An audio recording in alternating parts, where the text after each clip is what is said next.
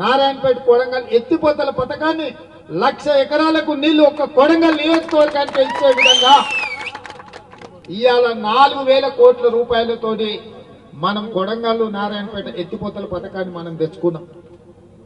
ఇవాళ medical college, engineering college, veterinary college, nursing college, degree కాలేజీలు, junior కాలేజీలు నారాయణపేట కొడంగల్ ఎత్తిపోతల పథకంతో పాటు కృష్ణా వికారాబాద్ రైల్వే లైను, అదే విధంగా కొడంగల్లో సిమెంట్ ఫ్యాక్టరీలు తెచ్చుకోవాలని మన ప్రయత్నం చేస్తుంటే కొంతమంది వచ్చి ఎట్లయినా కొడంగల్లో కాంగ్రెస్ పార్టీని పడేయాలి, కాంగ్రెస్ పార్టీని ఓడించాలి అని ఇవాళ ఈ ప్రాంతంలో తిరుగుతున్నారు.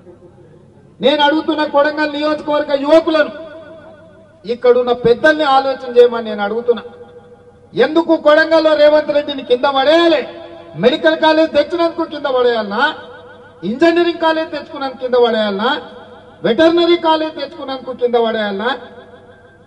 అదేవిధంగా నర్సింగ్ కాలేజీలు తెచ్చుకున్నందుకు కింద పడేయాలనా? డిగ్రీ కాలేజీలు తెచ్చుకున్నందుకు కింద పడేయాలనా? జూనియర్ కాలేజీలు తెచ్చుకున్నందుకు కింద పడేయాలనా? కరువు ప్రాంతంగా ఉన్న ఈ కొడంగల్ ప్రాంతానికి 4,000 కోట్ల రూపాయలతో నారాయణపేట కొడంగల్ ఎత్తిపోతల పథకాన్ని తెచ్చుకొని ప్రతి ఎకరాకు నీళ్లు ఇస్తున్నందుకు రేవంత్ రెడ్డిని కింద పడేయాలనా? ఈ ప్రాంతంలో ఉద్యోగ ఉపాధి అవకాశాలు లేక అపారమైన సున్నపు గనులు ఉంటే ఆ సున్నపు గనులతోని 1,000 కోట్ల రూపాయల పెట్టుబడి తెచ్చి సిమెంట్ ఫ్యాక్టరీ పెట్టడానికి అనుమతులు తెస్తున్నందుకు రేవంత్ రెడ్డిని కింద పడేయాలనా? దేనికోసం కింద పడేయాలని నేను అడుగుతున్నా. 75 ఏళ్ళు మీరు ఎవరేం చేయలే. 75 ఏళ్ళు మరి కష్టాలు ఉంటే మమ్మల్ని ఎవరు పట్టించుకోలే. ఇవాళ అర్ణమ్మ బయలుదేరింది, నేను బీజేపీ జాతీయ ఉపాధ్యక్షురాలను.